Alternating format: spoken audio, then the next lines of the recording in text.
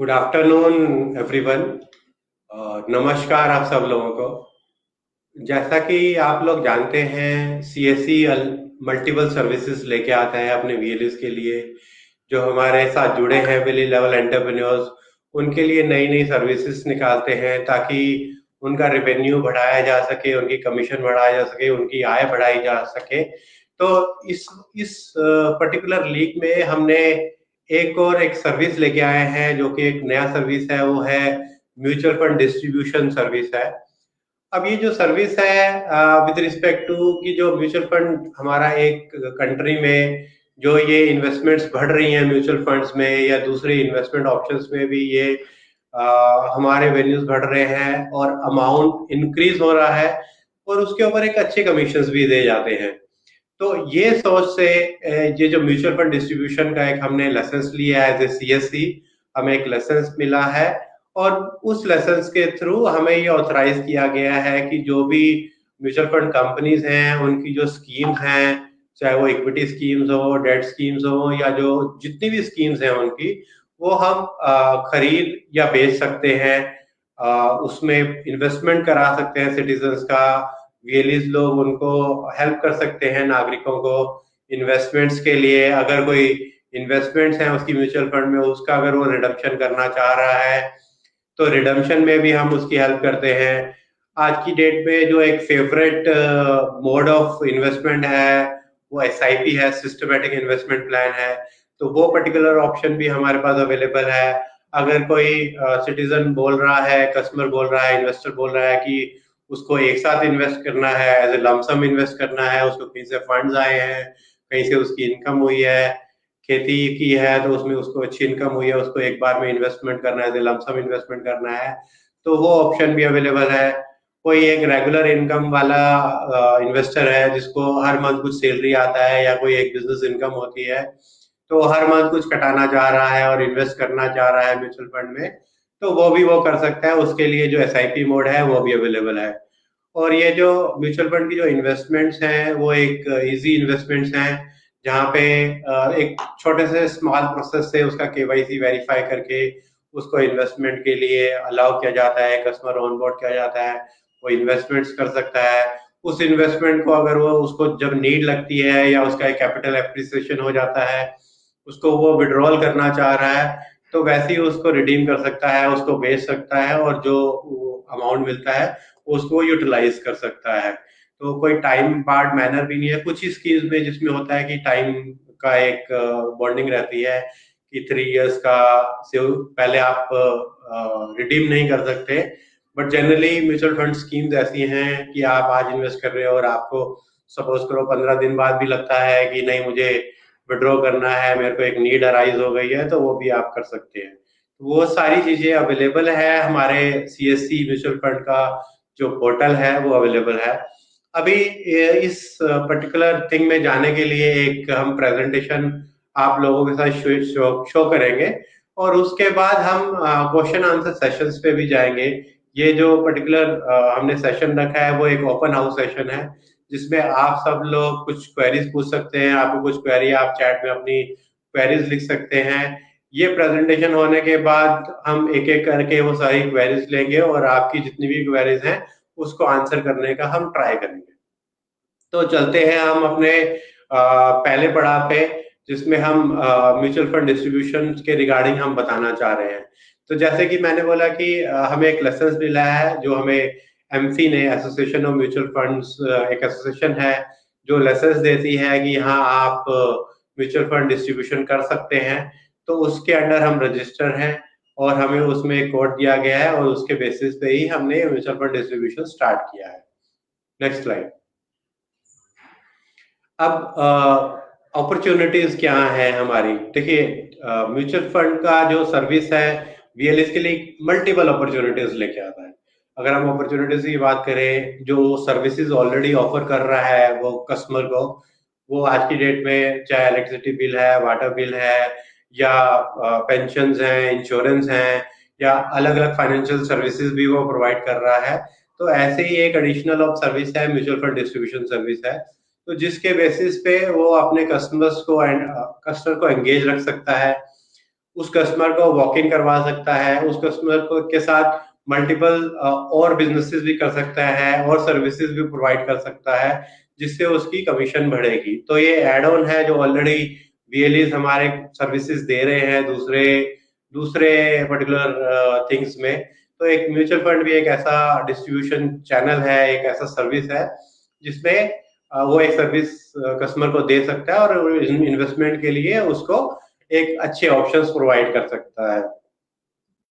इससे क्या होगा कि एक कस्टमर दूसरे कस्टमर को बताएगा तो मल्टीपल कस्टमर्स उसके साथ जुड़ेंगे। जो एक पर्टिकुलर सर्विस जो आज की दे रहा है, हो सकता है उसमें अप्स एंड डाउन्स आते हैं, तो एक और सर्विस आती है जिसकी वजह से एक बेनिफिट मिलता है कि कस्टमर उसके साथ रहता है। प्लस ये म्यूचुअल फंड में जो वो इन्वेस्ट कराता है सिटीजन का, उसके ऊपर वीएलईस को एक ट्रेल कमीशन प्रोवाइड होता है। ये जो ट्रेल कमीशन है ये हर मंथ उसको दिया जाता है, जो भी उसकी जब तक इन्वेस्टमेंट रहेगी इन्वेस्टर की सिस्टम में सीएससी के साथ आपके साथ, तब तक बीएलईस को हर मंथ कमीशन दिया जाएगा और हर मंथली कमीशन के साथ उसकी एक रेगुलर इनकम बनती है। जब ये स्टार्ट होगा तो कमीशन ऑफ कोर्स थोड़ा छोटा रहेगा, क्योंकि अमाउंट आप इन्वेस्टमेंट धीरे धीरे करते हैं, एक साथ ही मल्टीपल लैक्स में या थाउजेंड्स में इन्वेस्टमेंट्स नहीं जाती हैं, मे बी 100 से स्टार्ट होंगी। उसके बाद जैसे जैसे हम बढ़ाते जाएंगे, जैसे जैसे हम उसमें काम करते जाएंगे, लोगों को हेल्प करते जाएंगे इन्वेस्टमेंट्स के लिए, वैसे वैसे जो एयूएम एसेट अंडर मैनेजमेंट बोलते हैं म्यूचुअल फंड लैंग्वेज में, तो एयूएम बढ़ता जाएगा, इन्वेस्टमेंट अमाउंट बढ़ता जाएगा बीएलईस के अंडर जो रहेगा, और ऐसे वैसे उसका एक कमीशन बढ़ता जाएगा जो उसको मंथली बेसिस पे उसको प्रोवाइड किया जाएगा। Next slide. अब थोड़ा सा एक हम ब्रीफ देना चाह रहे हैं कि म्यूचुअल फंड क्या है, क्योंकि हमने पहले भी बहुत सारी जगह इंटरेक्ट किया है लोगों के साथ। तो कुछ लोगों को आइडिया है म्यूचुअल फंड क्या है, कुछ लोगों को काफी अच्छा नॉलेज भी है। हमारे बीएलईस कुछ ऐसे हैं जिनको बहुत अच्छा नॉलेज है, वो म्यूचुअल फंड में ऑलरेडी डिस्ट्रीब्यूशन में ऑलरेडी काम करते हैं, बट मे बी हमारे साथ नहीं करते, किसी और के साथ करते हैं। और कुछ लोगों को थोड़ा बहुत नॉलेज है और कुछ लोगों को बहुत कम नॉलेज है। तो वी थॉट ऑफ एडिंग की क्या बेस है, एटलीस्ट बेसिक हम आपको बता दें कि म्यूचुअल फंड्स क्या है, कैसे हैं, क्या क्या होता है इसके अंदर। तो अगर म्यूचुअल फंड्स की बात करें तो ये मल्टीपल टाइप के म्यूचुअल फंड्स अवेलेबल हैं आज की डेट में, जिसमें से सबसे पहले हमने शायद इक्विटी फंड्स के बारे में सुना होगा। इक्विटी फंड्स यानी जो स्टॉक मार्केट्स में हम इन्वेस्टमेंट्स करते हैं, तो ये म्यूचुअल फंड्स जो स्टॉक्स होते हैं, शेयर्स होते हैं, उसमें इन्वेस्टमेंट करते हैं। दूसरे जो हो गए वो हमारे डेट फंड्स हो गए, इनकम डेट फंड्स। तो ये जो डेट मार्केट है, उन कंपनीज में इसमें इन्वेस्टमेंट किया, उन डेट्स इंस्ट्रूमेंट्स में इन्वेस्टमेंट करते हैं इस पर्टिकुलर म्यूचुअल फंड में। फिर बैलेंस फंड है, बैलेंस फंड यानी कि डेट में भी इन्वेस्टमेंट होता है, इक्विटी में भी इन्वेस्टमेंट होता है, और वो बैलेंस फंड के नाम से जाना जाता है। कुछ म्यूचुअल फंड स्कीम्स होती हैं जो इंडेक्स फंड में, पूरे इंडेक्स जो है हमारा, जैसे सेंसेक्स है, निफ्टी बैंक है, तो ये सब चीजें हैं, उसमें इन्वेस्टमेंट्स करते हैं, उनको इंडेक्स फंड्स के नाम से जाना जाता है। और जो एक और है जो हमारा मनी मार्केट फंड्स रहते हैं। मनी मार्केट फंड्स यानी जो मनी मार्केट है, मनी इंस्ट्रूमेंट्स हैं, उसमें इन्वेस्टमेंट्स करते हैं। और वो पर्टिकुलर जो फंड्स हैं और कहीं इन्वेस्टमेंट नहीं करते, ना कहीं इक्विटी में करते हैं, ना डेट में करते हैं, वो मनी मार्केट में करते हैं। तो ये सारे फोकस फंड्स रहते हैं जो पर्टिकुलर अपने एक सेक्शन में एक स्पेस क्रिएट करके रखते हैं और उसी स्पेस में वो इन्वेस्टमेंट करते हैं, उससे वो बाहर नहीं कर सकते हैं।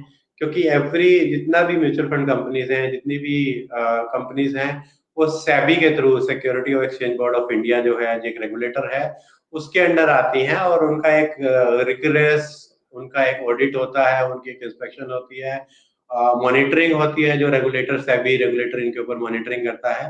तो इन्वेस्टमेंट हमेशा प्रॉपर वे में की जाती है, जो पोर्टफोलियो जिस थॉट प्रोसेस के साथ बना है, जिस हिसाब से लॉन्च हुआ है, उसी में वो इन्वेस्टमेंट किए जाते हैं और उसके बेसिस पे ही रिटर्न्स दिए जाते हैं। Next slide.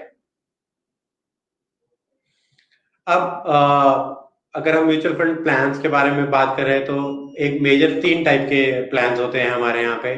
एक होता है ग्रोथ, दूसरा होता है डिविडेंड। डिविडेंड में भी एक होता है पे आउट ऑप्शन के साथ और एक होता है री इन्वेस्टमेंट ऑप्शन के साथ। ग्रोथ ग्रोथ में क्या होता है कि जो भी अमाउंट है वो एक बार इन्वेस्ट हो जाता है, और अगर कोई भी कैपिटल एप्रिसिएशन होता है या लॉस होता है, उसी जो फंड का जो एयूएम है उसमें एडजस्ट किया जाता है। तो इससे क्या होता है कि जो म्यूचुअल फंड की जो नैव है, जो मतलब प्राइसिंग है, नैव मतलब नेट एसेट वैल्यू, तो एक यूनिट है, सपोज करिए एक म्यूचुअल फंड की एक यूनिट है, उसका जो नैव प्राइस रहेगा, मतलब उस यूनिट की क्या प्राइस रहेगी, उसको नैव कहा जाता है। तो अगर वो ग्रो कर रहा है, उसकी जो इन्वेस्टमेंट्स हैं ग्रो कर रही हैं, तो ऑटोमेटिकली यूनिट्स इंक्रीज नहीं होती हैं, बट उसका जो वैल्यूएशन है, नैव का जो अमाउंट है, वो इंक्रीज होता जाता रहता है। फॉर एग्जाम्पल, कोई आपने एक यूनिट लिया, एक म्यूचुअल फंड का एक स्कीम लिया जिसका ₹10 नैव था, ₹10 की नैव थी, वो आपने इन्वेस्टमेंट्स किया। अब ग्रोथ फंड है वो, आपने इन्वेस्टमेंट किया है, डायरेक्टली एयूएम धीरे धीरे बढ़ रहा है, तो उसमें कोई पे आउट नहीं किया जाएगा। आज की डेट में सपोज करिए उसकी वैल्यू इतनी बढ़ गई, तो उसका जो नैव वैल्यू है वो ₹12 हो गया या ₹15 हो गया, बट उसमें जब आप बेचेंगे, जब वो यूनिट्स जो आपने खरीदा है, जब वो बेचेंगे, तो आपको ₹15 के हिसाब से वो अमाउंट मिलेगा। और ये इन्वेस्टमेंट रहेगा, जब भी आप रिडीम करेंगे तो आपको एक उसका एप्रिसिएशन के साथ, रिटर्न्स के साथ रिटर्न्स मिलेंगे। सेकंड जो हमने बात की, डिविडेंड ऑप्शन, जहाँ पे पे आउट ऑप्शन रहता है, तो इसमें क्या रहता है, जो एक पर्टिकुलर नैव पे वो इन्वेस्ट हो जाता है। बाद में क्या होता है कि अगर कुछ सरप्लस हो गया उसमें फंड्स, तो डिविडेंड के थ्रू म्यूचुअल फंड कंपनीज अपने होल्डर्स को, यूनिट होल्डर्स को, जिसने भी म्यूचुअल फंड स्कीम खरीदा है, उसको पे आउट कर देते हैं उसके बैंक अकाउंट में, क्योंकि बैंक अकाउंट जरूरी है रजिस्टर करना, मैप करना, आपके जितने भी म्यूचुअल फंड स्कीम्स हैं उसके साथ मैप करना पड़ता है, आपको एक रजिस्टर्ड बैंक अकाउंट रखना पड़ता है, जिसके थ्रू आप इन्वेस्टमेंट भी करते हैं, रिडम्पशन भी उसी अमाउंट में आता है, या जैसे डिविडेंड्स हो गए वो उसी बैंक अकाउंट में आते हैं। तीसरा जो ऑप्शन है, जो री इन्वेस्टमेंट का, डिविडेंड री इन्वेस्टमेंट का ऑप्शन है, तो डिविडेंड जब पे आउट होता है, वो बैंक अकाउंट यूनिट होल्डर के अकाउंट में नहीं डाला जाता, उसको दिया नहीं जाता है, बट वो री इन्वेस्ट कर दिया जाता है। तो जब वो री इन्वेस्ट करते हैं, तो नंबर ऑफ यूनिट्स जो है वो मोर अलॉट हो जाती है। अगर आपने 10 यूनिट खरीदी हैं और सपोज करिए ₹10 बढ़ गया है और ₹10 ही एक यूनिट का प्राइस है, तो एक यूनिट आपके अकाउंट में, आपके जो म्यूचुअल फंड स्कीम है या फोलियो है, उसमें क्रेडिट कर दिया जाएगा। तो ये होता है डिविडेंड री इन्वेस्टमेंट ऑप्शन। Next slide. अब किस किस मेजर टाइप की ट्रांजेक्शन होती है? ट्रांजेक्शन बहुत टाइप की होती है, बहुत सारे फ्लेवर्स लेके आए हैं। एक म्यूचुअल फंड जो है वो बहुत अच्छी तरह इवॉल्व हुआ है सिस्टम में, अलग अलग रिक्वायरमेंट्स के थ्रू, जैसे जैसे रिक्वायरमेंट आई वैसे वैसे फीचर्स आते गए। बट जो बेसिक फीचर्स हैं उस पर बात करते हैं, कि एक पहला फीचर है परचेज, कि आप कोई भी म्यूचुअल फंड स्कीम है वो आप खरीद सकते हैं, यानी कि आप परचेज कर सकते हैं। दूसरा, जो भी आपने परचेज किया उसको आप बेचना चाहते हैं, यानी रिडम्पशन, आप उसको रिडीम कर सकते हैं। तीसरा, आपका एक म्यूचुअल फंड कंपनी में एक स्कीम में पैसा लगा हुआ है, आपको लगता है उस स्कीम में उतने रिटर्न्स नहीं आ रहे हैं, या आपको लगता है थोड़ा डाइवर्सिफिकेशन किया जाए, तो आप दूसरी स्कीम्स में डालना चाहते हैं उस म्यूचुअल फंड में, तो आपका पैसा एक स्कीम से निकाल के दूसरी स्कीम में डाल दिया जाता है, स्विच, एक स्कीम से दूसरी स्कीम में स्विच कर दिया जाता है। चौथा जो ऑप्शन है, जो SIP ऑप्शन है, सिस्टमैटिक इन्वेस्टमेंट प्लान, आप एक नैश के थ्रू, मैंडेट के थ्रू, आप एक मैंडेट ले लेते हैं, डेबिट मैंडेट ले लेते हैं, और हर मंथ या जो भी आपने फ्रीक्वेंसी सेलेक्ट किया है, चाहे वो मंथली है, क्वार्टरली है, हाफ ईयरली है या एनुअली है, वो उस बेसिस पे वो आपके बैंक अकाउंट से काटा जाता है और इन्वेस्टमेंट किया जाता है ऑटोमेटिकली। आपको जैसे एक मैंडेट रजिस्ट्रेशन करके SIP रजिस्टर करनी होती है, तो ऑटोमेटिकली ये स्टार्ट हो जाता है। तो ये 4 टाइप के हैं। ये चारों टाइप के जो फीचर्स हैं वो हमारे CSC म्यूचुअल फंड की जो पोर्टल है उस पे अवेलेबल है। और भी ऑप्शन अवेलेबल है, ये तो है ही, जैसे सिस्टमैटिक विड्रॉल प्लान भी अवेलेबल है, या कोई आपको रिपोर्ट्स, मल्टीपल रिपोर्ट्स हैं, वो सब भी अवेलेबल है हमारे सिस्टम में। Next slide. हाँ, तो अभी हम क्या दे रहे हैं एज CSC, हम क्या क्या, अगर कोई BLE म्यूचुअल फंड का उसने ऑप्शन ले लिया है, उस इंटरेस्टेड है, उसने हमें बोला है कि हाँ मैं म्यूचुअल फंड डिस्ट्रीब्यूशन में पार्ट लेना चाह रहा हूँ, तो वो BLE अपने स्टेट ऑफिस में डिस्ट्रिक्ट मैनेजर से बात कर सकता है, डिस्ट्रिक्ट मैनेजर स्टेट ऑफिस में HO में बात कर सकता है। और अगर वो NISM 5A सर्टिफिकेशन है, तो वो डेफिनेटली सर्टिफाई है म्यूचुअल फंड बेचने के लिए। बट अगर कोई सर्टिफिकेशन नहीं है, उसका NSM 5 सर्टिफिकेशन नहीं है, बट उसके पास कस्टमर्स आते हैं जो इन्वेस्ट करना चाहते हैं, जस्ट वो चाह रहे हैं कि कोई आगे उनकी हेल्प कर दे इन्वेस्टमेंट्स के लिए, एग्जीक्यूट करने के लिए वो ट्रांजेक्शन। तो ऐसे ऑप्शन भी अवेलेबल हैं जिसमें इवन सर्टिफिकेशन नहीं है और वो जस्ट कस्टमर के बेसिस पे वो एग्जीक्यूट करना चाह रहे हैं, इन्वेस्टमेंट्स कराना कर सकते हैं जो भी कस्टमर चाह रहा है, जिस भी म्यूचुअल फंड में या जिस भी स्कीम में वो इन्वेस्टमेंट करना चाह रहा है, तो वीएलई कैन हेल्प इट। तो वीएलई को रिक्वेस्ट करना है अपने डिस्ट्रिक्ट मैनेजर को या स्टेट ऑफिस में या हेड ऑफिस में। हमारी कुछ ईमेल आईडीज भी हैं जो हम लास्ट में दिखाएंगे, जहाँ पे आप वो मेल भेज सकते हैं, हमसे कनेक्ट कर सकते हैं, आपकी कुछ क्वेरीज हैं आप उस पर भेज सकते हैं, तो वो सारी चीजें कर सकते हैं। तो अभी आज की डेट में हमारे प्लेटफॉर्म पे क्या अवेलेबल है उन वीएलईस को, जैसा कि मैंने बोला, ये जो म्यूचुअल फंड का डिस्ट्रीब्यूशन का जो सर्विस है वो हर वीएलईस के लिए ओपन नहीं है। जो वीएलईस इंटरेस्टेड हैं, जो वीएलईस कर सकते हैं, जिस वीएलईस को लगता है वो परफॉर्म अच्छा कर सकता है, हम चाहेंगे सब वीएलईस आए, बट अभी ये आज की डेट में सब वीएलईस को ओपन नहीं किया गया है, लिमिटेड वीएलईस के साथ है। तो जो भी वीएलईस को ये सर्विस ओपन किया गया है वो क्या क्या कर सकता है, वो क्या, एक तो केवाईसी कर सकता है इन्वेस्टर का, क्योंकि कोई भी फाइनेंशियल सर्विसेज में इन्वेस्टमेंट के लिए केवाईसी होना जरूरी है। नो योर कस्टमर जो बोलते हैं, केवाईसी के बिना कोई इन्वेस्टमेंट अलाउ नहीं है आज की डेट में। कोई भी रेगुलेटर, चाहे सेबी है, चाहे आरबीआई है, चाहे पीएफआरडीए है, या कोई भी रेगुलेटर है, वो बिना केवाईसी के इन्वेस्टमेंट्स, आप कोई भी इन्वेस्टमेंट्स नहीं कर सकते। तो केवाईसी जरूरी है, proof of ID, proof of address होना चाहिए आपके पास। आपको एक कस्टमर ऑनबोर्डिंग करना पड़ता है। हमारे केस में जो हमने पोर्टल बनाया है वो 5 मिनट्स का प्रोसेस है कस्टमर ऑनबोर्डिंग करने का।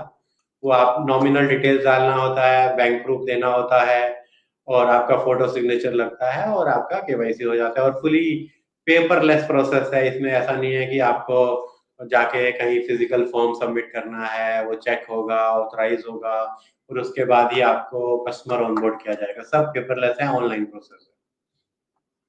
एक बार आपका कस्टमर ऑनबोर्ड हो गया, नाउ अब आप उसका इन्वेस्टमेंट्स कर सकते हैं जो इन्वेस्टमेंट वो चाह रहा है। और अगर आप सर्टिफाइड हैं, तो अगर आप कुछ उसको एडवाइस कर रहे हैं, तो वो परचेज भी कर सकता है, कोई परचेज किया उसको रिडीम भी कर सकता है, स्विच भी कर सकता है, उसका मैंडेट रजिस्ट्रेशन भी कर सकता है हमारे प्लेटफॉर्म पे, एसआईपी के लिए भी उसको रजिस्टर कर सकता है। और मल्टीपल रिपोर्ट्स हैं जो जितने भी कस्टमर्स में का इन्वेस्टमेंट आपने किया है वो रिपोर्ट के थ्रू फैच हो जाता है, और उस कस्टमर्स को आप फॉलो अप कर सकते हैं इन्वेस्टमेंट्स के लिए, या कोई और स्कीम्स आई हैं नई, एनएफओस भी आते रहते हैं, उसके लिए अगर आप उनको बोलना चाह रहे हैं तो वो भी आप उनसे कनेक्ट कर सकते हैं। कमीशंस, क्योंकि हर कोई जो काम करते हैं कमीशंस के लिए हम कर रहे हैं, बिजनेस के लिए हम कर रहे हैं, तो एक ट्रेल कमीशन मिलता है, जैसे मैंने बोला। हमारे केस में सीएससी में 80% जो कमीशन है, हम जो भी हम कमीशन कमाते हैं उसका 80% कमीशन हम पीएलईस को प्रोवाइड करते हैं। उसके बाद ये मंथली पे आउट में जाता है। बेनिफिट क्या है सीएससी के साथ जुड़ने का? आप मल्टीपल डिस्ट्रीब्यूटर्स हैं म्यूचुअल फंड के, आप वहां भी जुड़ सकते हैं। कुछ ऐसे वीएलईस रहेंगे जो डायरेक्टली भी करते हैं, किसी डिस्ट्रीब्यूटर के साथ नहीं है, बट उन्होंने एक अपना एआरएन लिया हुआ है और उसके बेसिस पे वो इन्वेस्टमेंट्स करते हैं। बेनिफिट सीएससी के साथ ये है कि क्योंकि हम नेशनल डिस्ट्रीब्यूटर हैं, तो हमें हाई ब्रोकरेजेस प्रोवाइड किए जाते हैं, तो वो हम पास ऑन करते हैं वीएलईस को। तो इवन डायरेक्टली भी अगर आप एसोसिएटेड हैं किसी म्यूचुअल फंड कंपनी के थ्रू, वो भी आपको उतना अच्छा कमीशन रेट नहीं देगी, ब्रोकर स्ट्रक्चर नहीं देगी जितना हम आपको देते हैं। प्लस एक ही पोर्टल पे, डीएसपी से, डिजिटल सेवा पोर्टल से ही आप सारी सर्विसेज प्रोवाइड कर सकते हैं। आपको मल्टीपल पोर्टल में जगलिंग करने की जरूरत नहीं है। एक बहुत अच्छा सिस्टम हमने बनाया है नेशनल स्टॉक एक्सचेंज के साथ मिलके, वो हम ऑफर करते हैं, विच इज सीमलेस प्रोसेस, बहुत टेक्निकली बहुत साउंड पोर्टल है जो आप यूज कर सकते हैं। आज की डेट में हम सीएससी में 5 म्यूचुअल फंड कंपनीज के साथ एसोसिएटेड हैं, जिनकी आप स्कीम्स खरीद सकते हैं, बेच सकते हैं। ये 5 म्यूचुअल फंड कंपनीज कौन सी हैं? ये हैं Aditya Birla Sun Life, Axis mutual fund, HDFC mutual fund, SBI mutual fund and Bajaj Finserv mutual fund. तो ये 5 म्यूचुअल फंड हैं जो हमारे साथ जुड़े हुए हैं। अभी हम डिस्कशंस में हैं दूसरे म्यूचुअल फंड्स के साथ भी, और गोइंग फॉरवर्ड हम इसमें और थोड़ा पोर्टफोलियो ऐड करेंगे और म्यूचुअल फंड कंपनीज को लेके आएंगे, जिसकी आप परचेज रिडम्पशंस में आप पार्टिसिपेट कर पाए। Next slide. अर्निंग्स की बात करें तो एक रफ आइडिया ही मैं आपको देना चाहूंगा, क्योंकि हर स्कीम का अपना अपना एक रेट ऑफ रिटर्न रहता है। 0.1 से लेके 2% पर एनम तक का उनका रिटर्न रहता है। एक बार आपने इन्वेस्टमेंट कराया, जब तक वो इन्वेस्टमेंट रहेगा सिस्टम में, आपको 1%, 1.5%, 2%, 0.6%, जो भी ब्रोकरेज स्ट्रक्चर है उसके अकॉर्डिंगली आपको पेमेंट हो। तो नेक्स्ट स्लाइड। तो इसके साथ ही हम ये प्रेजेंटेशन खत्म करेंगे, बिकॉज हमारा फोकस मोर है कि जो हम क्वेश्चन आंसर सेशंस करना चाह रहे हैं, जो हमने देखा है कि लोग क्वेश्चंस पूछना चाहते हैं, बट बिकॉज टाइम की अवेलेबिलिटी की वजह से क्वेश्चंस कम हो जाते हैं, तो वो हम करना चाहेंगे। हमारे यहाँ एक जो वेबसाइट है, हमने एक डेडिकेटेड वेबसाइट बनाई है म्यूचुअल फंड की, जो कि आपको स्क्रीन पे दिख रही है, mutualfunds.csccloud.in। मैं रिपीट करता हूँ, mutualfunds.csccloud.in। तो इस पर्टिकुलर वेबसाइट पे जाके आप देख सकते हैं म्यूचुअल फंड क्या है, उसके क्या बेनिफिट हैं, क्या रिस्क प्रोफाइल्स होते हैं सिटीजन्स के, इन्वेस्टर्स के, जो हमें देखने चाहिए इन्वेस्टमेंट से पहले। एक हमारा कैलकुलेटर भी है, म्यूचुअल फंड का कैलकुलेटर भी है। अगर आप लमसम इन्वेस्टमेंट्स कर रहे हैं, इतने पीरियड के लिए करते हैं और इतना एक्सपेक्टेड रेट ऑफ रिटर्न आप एक्सपेक्ट कर रहे हैं, तो क्या आपका वैल्यूएशन हो जाएगा, क्या आपकी वैल्यू हो जाएगी एक्स अमाउंट पीरियड के बाद। अगर आप एसआईपी कर रहे हैं, हर मंथ कुछ पर्टिकुलर अमाउंट डाल रहे हैं, और अगर आप उसको इतने साल एक्स अमाउंट तक, एक्स ईयर्स तक आप उसको रख रहे हैं और एक्स अमाउंट डाल रहे हैं, तो उसके लिए भी एक कैलकुलेटर है जिसमें बताया जाता है कि इतना वैल्यू आपका जनरेट हो जाएगा। तो ये सारी चीजें अवेलेबल हैं हमारी वेबसाइट पे, आप जरूर आइए, हमारी वेबसाइट पे विजिट करिए और आप ट्रांजेक्शन कर सकते हैं। जो हमारी ईमेल आईडी है वो है mutualfunds@csccloud.in। वो भी स्क्रीन पे हमने मेंशन किया है, mutualfunds@csccloud.in। इस पे आपकी कुछ भी क्वेरीज हैं म्यूचुअल फंड्स के रिगार्डिंग, कोई इंक्वायरी है, कोई क्लैरिफिकेशन है, कुछ आप डिटेल में और पूछना चाहते हैं, अंडरस्टैंड करना चाहते हैं, तो आप इस पे हमें एक ईमेल लिख सकते हैं। हम उस ईमेल पे आपको रिवर्ट करेंगे और आपको क्लैरिफिकेशन प्रोवाइड की जाएगी। Thank you all, thank you for this particular presentation. अब हम थोड़ा मूव होना चाहेंगे, जो आपकी क्वेरीज हैं आप पूछ सकते हैं, आप अपने चैट बॉक्स में, जो फेसबुक पे चैट चैट में डाल सकते हैं, और हम उसको एक एक करके सारों के क्वेश्चंस लेंगे और उनको हम ट्राई करेंगे, जितने भी क्वेश्चंस हैं उनको हम एक अच्छी तरह रिप्लाई कर सकें, ताकि आपकी क्वेरीज रिजॉल्व हो सके।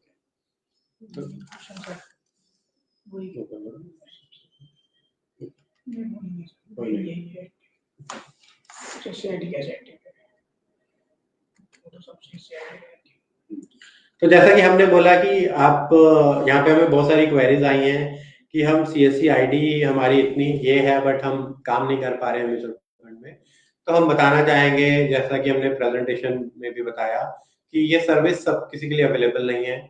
अगर आप इंटरेस्टेड हैं म्यूचुअल फंड डिस्ट्रीब्यूशन में, तो आप हमें मेल कर दीजिए, जो हमने ईमेल आईडी आपको यहाँ पे शो किया है।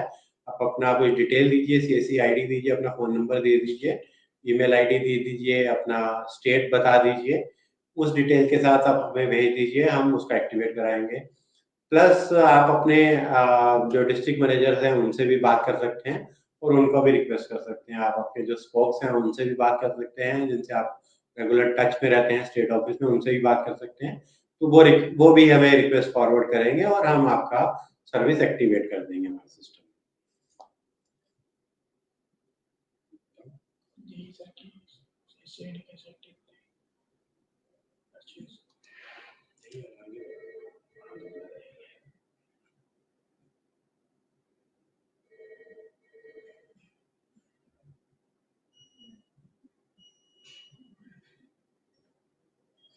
अभी जितने भी लोगों ने हमें, काफी लोगों ने भेजा है, जैसे विशाल जी ने भेजा है, और यहाँ पे और भी लोग हैं, वैशाली है, आशीष है, चंद्रकांत जी हैं, मृत्युंजय सिंह जी हैं, अमृता चौधरी जी हैं।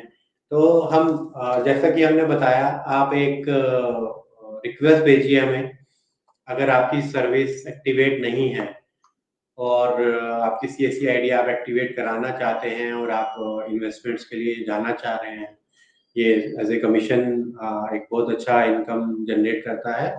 तो उसके लिए आप ईमेल आईडी जो हमारी है mutualfund@csccloud.in, उस पे आप मेल भेजिए, we will have an action on it. हम उसको रिव्यू करके आपका एक सर्विस एक्टिवेट कराएंगे।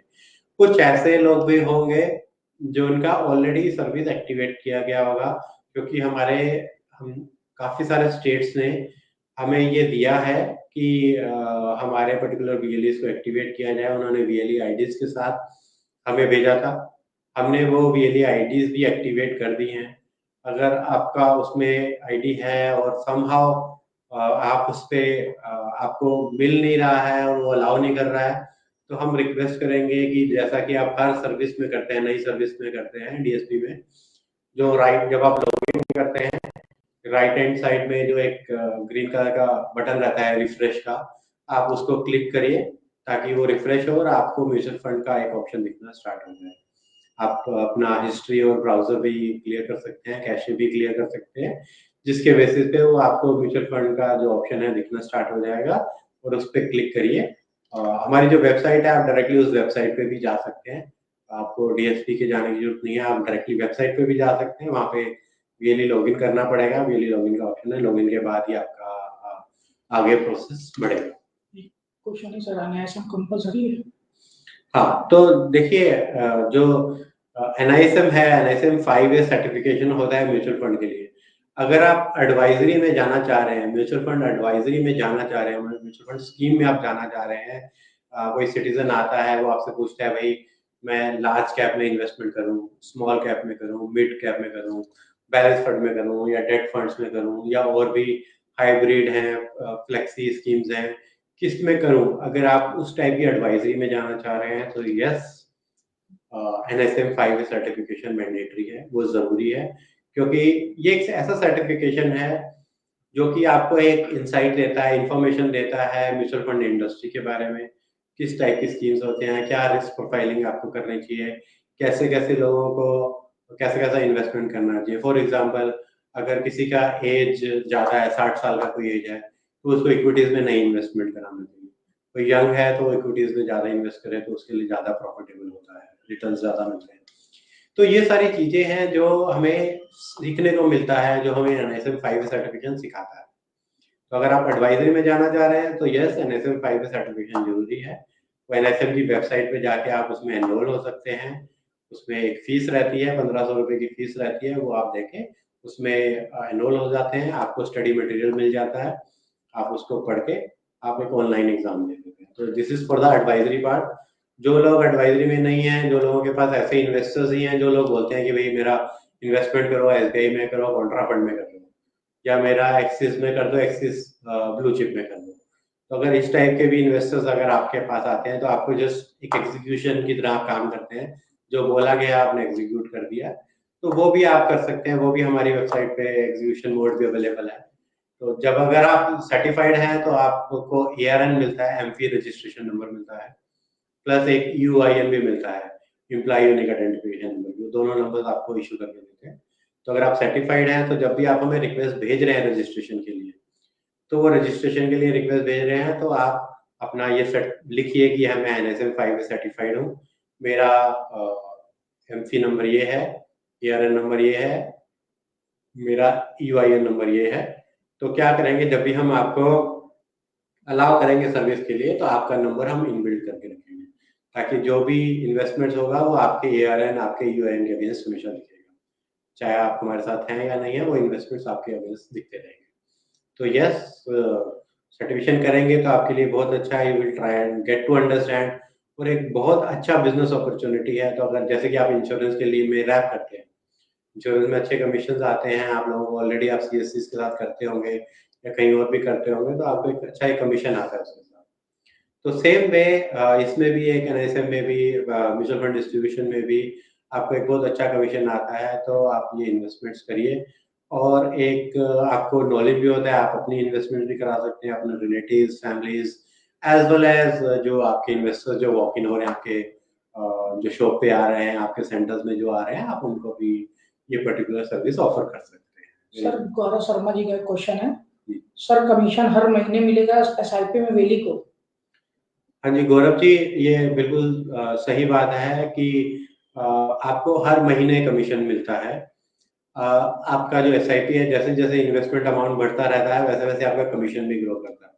ये एक ट्रांजैक्शनल बिजनेस नहीं है कि आपने एक ट्रांजैक्शन किया, आपको पैसा मिल गया। सपोज करो आपने किसी का इन्वेस्टमेंट करा दिया 1000 रुपए या 10,000 रुपए, तो ऐसा नहीं है कि 10,000 रुपए कराया अपफ्रंट आपको 10 रुपए दे दिए या 100 रुपए दे दिए या जितना भी कमीशन बनता है वो आपको दे दिया। तो जब तक वो इन्वेस्टमेंट्स रहेंगे सिस्टम में, और जब तक वो रहेंगे और जैसे जैसे वो ग्रो करेंगे, तो उसके ऊपर आपको कमीशन मिलेगा, विथ रिटर्न्स के साथ कमीशन मिलता है। फॉर एग्जाम्पल, आपने 1000 रुपए इन्वेस्ट किया या किसी का 10,000 रुपए इन्वेस्ट किया, 10,000 का हो गया, मार्केट के साथ एप्रिसिएशन मिला उसको, 11,000 वैल्यूएशन होगी, उसने विड्रॉ नहीं किया, 11,000 सिस्टम में ही है। तो जो आपको कमीशन मिलेगा, जो ब्रोकरेज स्ट्रक्चर के अकॉर्डिंगली जो इंटरेस्ट मिलता है, आपको ब्रोकरेज स्ट्रक्चर मिलता है, तो 11,000 मतलब जो प्रिंसिपल अमाउंट जो आपने इन्वेस्टमेंट कराया था इन्वेस्टर का, प्लस जो रिटर्न मिला 1000 रुपए का, तो 11,000 पे आपको कमीशन दिया जाएगा, वो कमीशन मिलेगा। जैसे जैसे आप सिप करते जाएंगे, कस्टमर का सिप चलता रहेगा, वैसे वैसे उसका इन्वेस्टमेंट अमाउंट इकट्ठा होता रहेगा, बढ़ता रहेगा, वैसे वैसे अकॉर्डिंगली आपका कमीशन भी इंक्रीज होता रहेगा। एक वेली भाई का क्वेश्चन है, एआरएन नंबर कंपलसरी है? सर देखिए, दो चीजें हैं। जो हमारा एनआईएसएम 5A सर्टिफिकेशन होता है वो सर्टिफाई कर लेता है। सर्टिफिकेशन के बाद आप एआरएन के लिए अप्लाई कर सकते हैं, बट एआरएन के लिए अप्लाई करने के लिए आपको एनएसएम 5A सर्टिफाइड होना पड़ेगा। तो जब आप एनएसएम 5A कर लेंगे तब आप एआरएन के लिए अप्लाई करिए, वो इमीडिएटली 2-3 दिन में ही एआरएन जनरेट हो जाता है और वो आपको मिल जाएगा। It's a very beneficial number two have, एक आपको एक बिजनेस अपॉर्चुनिटी ओपन करके देता है। तो yes, ARN should be there, compulsory नहीं है हमारे सिस्टम में सीएससी में। जैसा कि मैंने बोला कि आप एडवाइजरी में जा रहे हैं तो यस, एनएसएम 5A करिए, आप एआरएन नंबर लीजिए, एमपी में एआरएन नंबर मिलता है आपको, एनएसएम 5A के बाद ही एआरएन नंबर एमपी आपको देती है। बट अगर आप एग्जीक्यूशन मोड में आप जा रहे हैं तो एआरएन जरूरी नहीं है, क्योंकि आपके पास ऐसे इन्वेस्टर्स हैं। वैशाली जी का क्वेश्चन है कि सर सर्टिफिकेट के लिए कैसे अप्लाई करें और कहाँ पर अप्लाई करें? तो वैशाली जी, आप एक काम कर सकते हैं, आप गूगल में जब आप गूगल सर्च में जाते हैं तो वहाँ पे आप डालिएगा एनएसएम 5A सर्टिफिकेशन। वहाँ पे डालेंगे, आपको एनएसएम की एक साइट मिलेगी, nsm.org.in है, उस पे आप जाएंगे, उस पे आप लॉगिन क्रिएट करेंगे। लॉगिन क्रिएट करने के बाद जितने भी एनएसएम में कोर्सेज अवेलेबल हैं वो आपको दिखेंगे। आप एनएसएम 5A सर्च करिए उसके अंदर और उसमें एनरोल होजिए। एनरोल के लिए कोई बेसिक नहीं चाहिए, आप एनरोल हो सकते हैं। उसमें आपको पेमेंट करना है और आपको स्टडी मटेरियल सारा दे दिया जाएगा। तो स्टडी मटेरियल इतना रहता है कि आप तो उसको 15 दिन में भी कर सकते हैं। और अगर आप फाइनेंशियल सर्विसेज में ऑलरेडी हैं तो ऑलरेडी आपको सब पता है, it's just certification what you need to have. एक बार आपको सर्टिफिकेशन मिल गया, आप एग्जाम दे दीजिए। आपको लगता है कि थोड़ा प्रिपरेशन करने के बाद एग्जाम देना है, स्टडी मटेरियल गो थ्रू होने के बाद देना है, तो दे सकते हैं। मॉक एग्जाम भी रहते हैं, सैंपल एग्जाम्स भी उसमें रहते हैं, तो अब वो भी अपीयर हो सकते हैं। और बेस्ड ऑन दैट, अब जब आपको लगता है कि हम आगे बढ़ के सर्टिफिकेशन के लिए जा सकते हैं तो आप एग्जाम दीजिए। एग्जाम के बाद एक बार एनएसएम 5A सर्टिफिकेशन आपका क्लियर हो गया, then you go for the ARN number. तो एक बार एनएसएम 5A करिए। एनएसएम 5A कैसे करना है, जैसे मैंने बताया, एनएसएम की जो वेबसाइट है उस पर जाइए, उसमें रजिस्टर हो जाइए। रजिस्ट्रेशन का कोई फीस नहीं है, आपको लॉगिन क्रेडेंशियल बना दिया जाएगा। एक बार जब आप लॉगिन अंदर चले जाएंगे, उसमें मल्टीपल कोर्सेज अवेलेबल है, उसमें एनएसएम 5A देखिए, और एनएसएम 5A में आप एनरोल होंगे तो पेमेंट करके आप उसका बाद में आप अपीयर हो जाइए एग्जाम के लिए। एक बार जब आपने एग्जाम क्लियर कर दिया, then you go for the ARN certification. ARN certification again ये एमपी के अंडर आता है, तो एमपी की एक वेबसाइट है जिसमें आप रजिस्टर होंगे, और रजिस्टर होंगे आपको जब एनएसएम 5A सर्टिफिकेशन मिल जाएगा, उसका सर्टिफिकेशन का नंबर होगा, वो आपको वहाँ प्रोवाइड करना होगा, एंड बेस्ड ऑन दैट आपका एमपी नंबर भी आ जाएगा, एआरएन नंबर भी आ जाएगा। एक वेली भाई का क्वेश्चन है, क्लाइंट जो है उसकी एप्लीकेशंस कहाँ देख सकता है? अगर वो इन्वेस्टमेंट करता है तो कहाँ देख सकता है?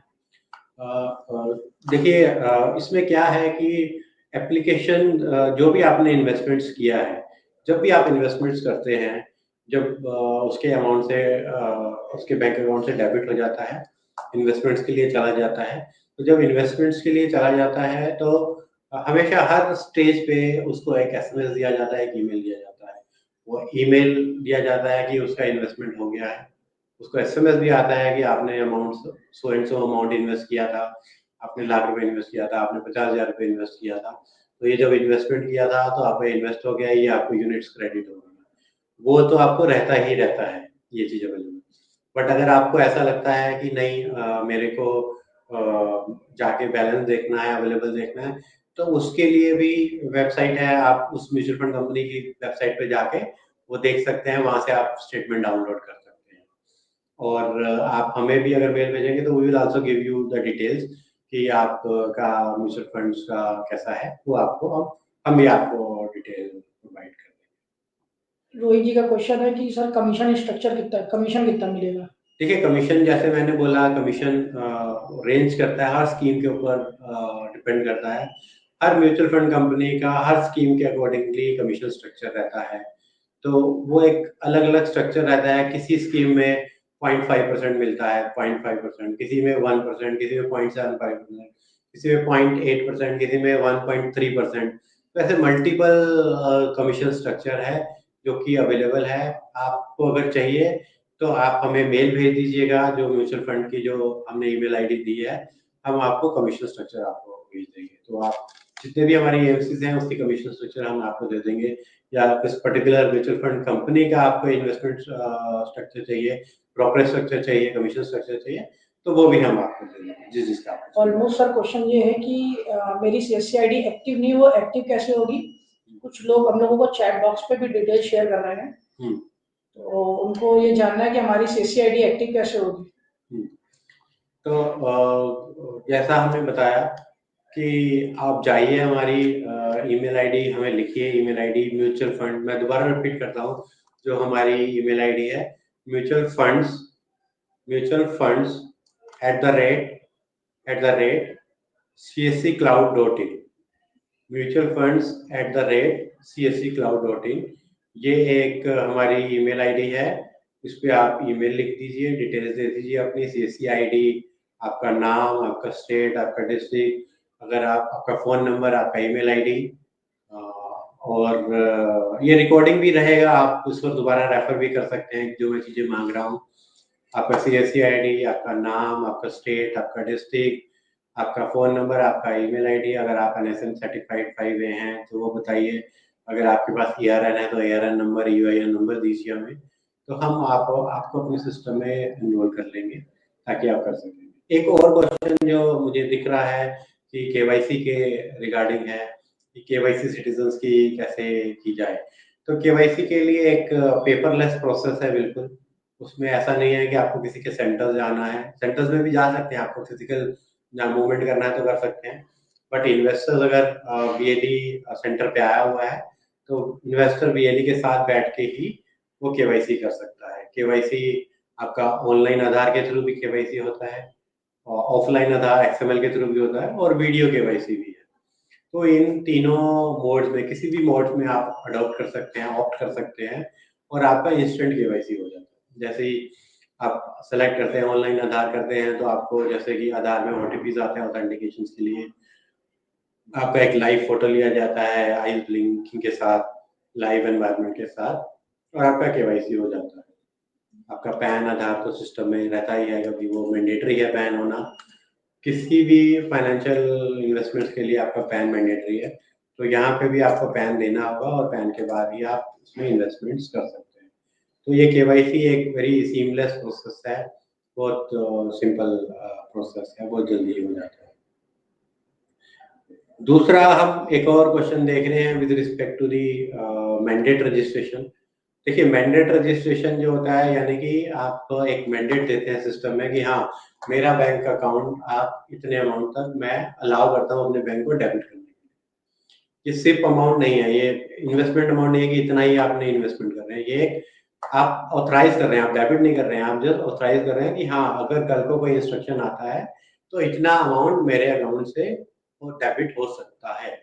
तो सपोज करिए आप चाह रहे हैं 1000 रुपीज पर मंथ इन्वेस्टमेंट करना एज ए सिप, तो जरूरी नहीं है कि मैंडेट रजिस्ट्रेशन भी आपको 1000 रुपए से करना है। मैंडेट रजिस्ट्रेशन आप 5000 से भी कर सकते हैं, 10,000 से भी कर सकते हैं, और 50,000 से भी कर सकते हैं।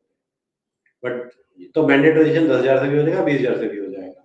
जब आप एसआईपी के लिए जाएंगे, जब आप एसआईपी रजिस्ट्रेशन के लिए जाएंगे, तो आपको अमाउंट एग्जैक्ट लिखना है कि कितना आप अमाउंट इन्वेस्टमेंट करना चाह रहे हैं पर मंथ, या जो भी आप फ्रीक्वेंसी सेलेक्ट करते हैं। तो अगर आप पर मंथ 1000 रुपये सेलेक्ट करना चाहते हैं तो एसआईपी रजिस्ट्रेशन में आप 1000 रुपीज मेंशन करिए।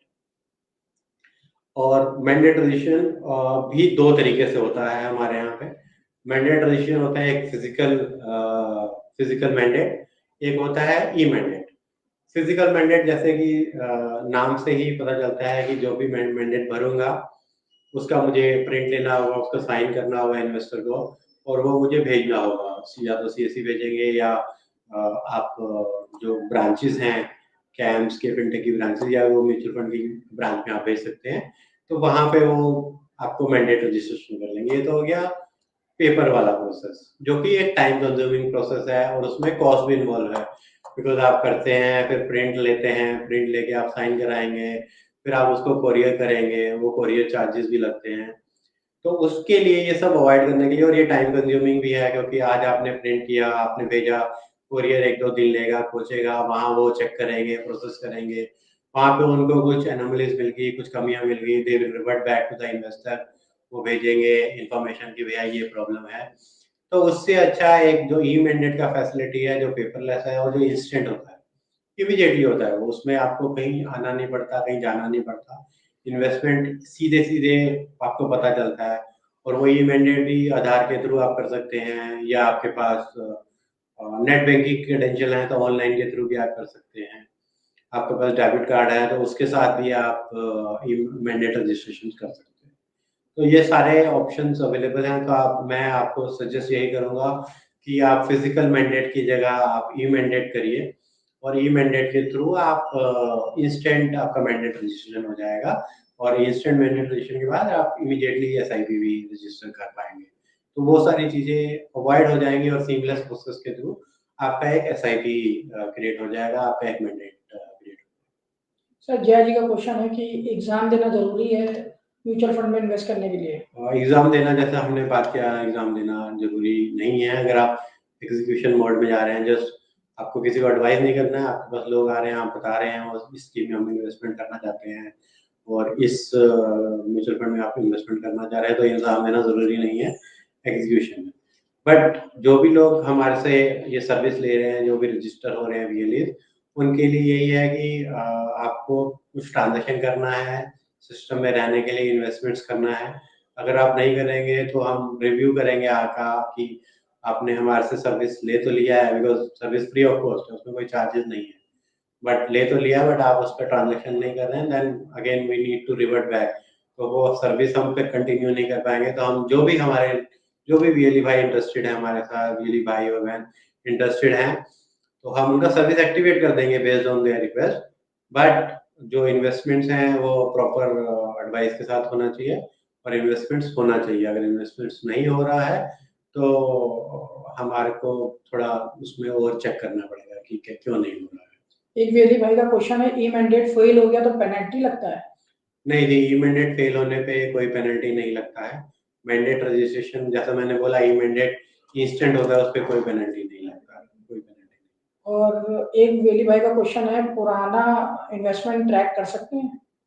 पुराना इन्वेस्टमेंट ट्रैक कर सकते हैं, जैसा मैंने बोला कि आप देखिए, इसमें इन्वेस्टमेंट्स में एक चीज जो बहुत इंपॉर्टेंट है वो आपका मोबाइल नंबर है और email ID, specially email ID. तो जब भी इन्वेस्टमेंट्स होती हैं वो एक ईमेल आईडी से लिंक होकर होती हैं। हमारे सिस्टम में भी कोई भी इन्वेस्टर इन्वेस्ट करने के लिए आएगा तो उसका ईमेल आईडी मोबाइल नंबर लिया जाता है। तो वो ईमेल आईडी अगर आपके पास है तो हम ट्रैक कर सकते हैं, अगर ईमेल आईडी नहीं है तो भी देयर आर मैकेनिज्म। बट आपका ईमेल आईडी रजिस्टर है उस फोलियो के साथ, उस इन्वेस्टमेंट के साथ, आपको पता है, तो आप वो ईमेल आईडी डाल के आप अपना पूरा स्टेटमेंट फेच कर सकते हैं, उसमें दिक्कत नहीं आएगी। अगर आपको फिर भी कुछ डिटेल में समझना है, आपको समझना है कैसे हो रहा है, क्या हो रहा है, तो आप हमें मेल दे दीजिए, हम आपको पूरा लिंक के साथ, प्रोसेस के साथ आपको दे देंगे कि कैसे आप उसका बैलेंस निकाल सकते हैं।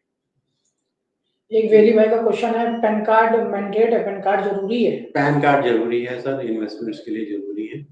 पैन कार्ड देखिए, जब आप रजिस्टर होते हैं तो आपको पैन नंबर देना होता है, आपको टैक्स स्टेटस देना होता है कि आप इंडियन रेजिडेंट हैं या बाहर के हैं, अकॉर्डिंगली रूल्स रेगुलेशन अप्लाई होते हैं, आपको फटका डिक्लेरेशन देना होता है, इन्वेस्टर्स के आपका इन्वेस्टर्स का बैंक डिटेल्स देना होता है, नॉमिनेशन डिटेल देना होता है, ताकि नॉमिनेशन इसलिए भी मैंडेटरी है कि कल को कुछ हो जाता है इन्वेस्टर को तो उसका फंड्स किसको दिया जाए, तो नॉमिनेशन जरूर करना चाहिए। जो भी उनके इमीडिएट ब्लड रिलेशन है उनको आप नॉमिनेट करिए। बैंक डिटेल्स आप वो बैंक डिटेल्स दीजिए जिसके साथ आप इन्वेस्टमेंट करना चाहेंगे, क्योंकि इसमें थर्ड पार्टी ट्रांसफर अलाउड नहीं है। आप ऐसा नहीं कर सकते कि आप यूनियन बैंक का बैंक अकाउंट रजिस्टर कर दें और पेमेंट आप एचडीएफसी के थ्रू ट्राई करें, वैसा नहीं होता। यूनियन बैंक का दिया तो यूनियन बैंक भी आप ही का होना चाहिए, तभी आप कर सकते हैं। तीसरा ये कि एक और जो क्वेश्चन मैंने जो देखा था वो ये देखा था कि जब आप इन्वेस्टमेंट है लमसम इन्वेस्टमेंट आप कैसे कर सकते हैं। तो इन्वेस्टमेंट्स के बहुत सारे ऑप्शन हैं, आपका मैंडेट आपने किया हुआ है तो आप उसके थ्रू कर सकते हैं। दूसरा आप नेट बैंकिंग के थ्रू कर सकते हैं। तीसरा डेबिट कार्ड के थ्रू आप कर सकते हैं। और चौथा आप यूपीआई के थ्रू, यूपीआई जो सबसे एक मेन मेजर सोर्स बन गया है ट्रांजैक्शन का, ट्रांसफर ऑफ फंड्स का, तो आप इस यूपीआई के थ्रू भी इन्वेस्टमेंट कर सकते हैं। तो यूपीआई बहुत इजी है, तो यूपीआई के थ्रू भी आप कर सकते हैं। तो ये सारी स्कीम्स अवेलेबल हैं। एक और जो मुझे दोबारा दिखा है कि किसी ने गलती से डायरेक्ट मैंडेट कर दिया है, सॉरी फिजिकल मैंडेट कर दिया है, अब वो ई मैंडेट करने जा रहा है तो उसको रिजेक्शन आ रहा है। तो इसमें क्या करना है, क्योंकि सिस्टम में हमारा चेक लगा है कि कहीं गलती से तो बारी-बारी वो मैंडेट रजिस्टर नहीं कर रहा है, गलतियां तो नहीं कर रहा है। तो इसके लिए सपोज करिए आपने जो गलती से फिजिकल मैंडेट रजिस्ट्रेशन कर दिया है वो तो अगर आप फिजिकल भेजेंगे तो प्रोसेस हो जाएगा, अगर आप फिजिकल नहीं भेजेंगे तो थोड़े दिनों में वो कैंसिल हो जाएगा, रिजेक्ट हो जाएगा ऑटोमेटिकली। तो आप अगर आप मैंडेट करना चाह रहे हैं तो आपको रुकने की जरूरत नहीं है कि वो कैंसिल होगा तभी मैं नया डालूंगा मैंडेट। तो आप एक काम कर सकते हैं, फिजिकल मैंडेट होने के बाद अगर आपको करना है, इमीडिएटली करना है तो ई मैंडेट करिए और उसमें अमाउंट थोड़ा अलग रख लीजिए। सपोज करिए आपने मैंडेट रजिस्ट्रेशन किया था 50,000 से या 5,000 से, तो जब आप ई मैंडेट कर रहे हैं और कर रहे हैं दोबारा से एक मैंडेट रजिस्ट्रेशन कर रहे हैं तो उसको 6,000 से कर दीजिए, 4,000 से कर दीजिए या 51,000 से कर दीजिए। थोड़ा अमाउंट डिफर करके करेंगे तो सिस्टम ले लेगा वो वैलिडेशन। तो लगी है क्योंकि सेम दोबारा रिपीटेटिव ट्रांजेक्शन नहीं होनी चाहिए गलती से, इस वजह से वो वैलिडेशन डाला गया है। तो आप उसको ऐसे रिजॉल्व कर सकते हैं। सर एक क्वेश्चन है, म्यूचुअल फंड की क्वेरी किससे पूछेंगे? म्यूचुअल फंड की क्वेरी सर हम आपके लिए बैठे हैं। आपके डिस्ट्रिक्ट मैनेजर्स तो हैं, अगर आपके डिस्ट्रिक्ट मैनेजर्स वैसे तो आपको सफाइज कर देंगे। स्टिल अगर आपको लगता है कि नई क्वेरी का आंसर मिल पा रहा है तो आप हमें ईमेल आईडी जो हमने दिया है म्यूचुअल फंड्स, हम चैट बॉक्स में लिख भी देते हैं, आप लिख दीजिए नितिन जी, चैट बॉक्स में लिख दीजिए म्यूचुअल फंड, हम लिख देते हैं, अपना वेबसाइट भी दे देते हैं और ईमेल आईडी भी दे देते हैं। तो उस पे आप हमें भेज सकते हैं जितनी भी म्यूचुअल फंड्स @CSC Cloud। ये हमारी ईमेल आईडी है, आप इस पे आप हमें मेल भेज सकते हैं, हम आपको अपना वेबसाइट भी दे देते हैं। तो कोई भी आपकी क्वेरीज रहती हैं, कोई भी आपको क्वेरीज रहती हैं तो आप इस पे हमें भेज सकते हैं। आप हमारी वेबसाइट रेफर कर सकते हैं, हमारी वेबसाइट में बहुत सारी चीज़ें हमने इंफॉर्मेशन दी है, इंफॉर्मेटिव वेबसाइट है। आप प्लीज़ हमारी वेबसाइट को रेफर करिए, हमारी ईमेल आईडी पे कुछ भी क्वेरीज आ रही हैं आप उस पे भेजिए। और मैं आप सब लोगों का धन्यवाद करना चाहूँगा कि आप सब लोग हमारे साथ जुड़े, आपने एक वैल्यूएबल टाइम दिया हमें।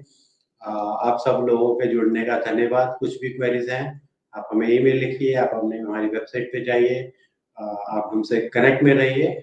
और एक सर्विस में, क्योंकि ये बहुत अच्छा सर्विस है, इसमें बहुत अच्छे कमीशन इन्वॉल्व हैं, बहुत अच्छी ब्रोकरेजेस इन्वॉल्व हैं और एक ट्रेल कमीशन है, यानी कि एक बार आपने इन्वेस्टमेंट किया तो इसका मतलब ये नहीं कि बस एक बार ही कमीशन मिलेगा, वो आपको सालों साल मिलेगा।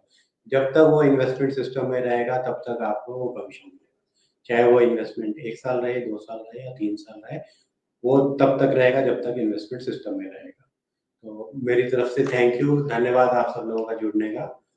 नीतीश जी आप कुछ बोलना चाह रहे थैंक यू हैं? So much. सर एक क्वेश्चन था, यूपीआई से कितना लमसम कर सकते हैं? यूपीआई से जो यूपीआई की ट्रांजैक्शन लिमिट रहती है वो आप कर सकते हैं और अकॉर्डिंगली आप इसको कर सकते हैं। जो भी यूपीआई के रूल्स लगेंगे वही यहाँ पे इम्प्लीमेंट होंगे। आप सब लोगों का धन्यवाद जुड़ने के लिए, thank you. Thank you so much.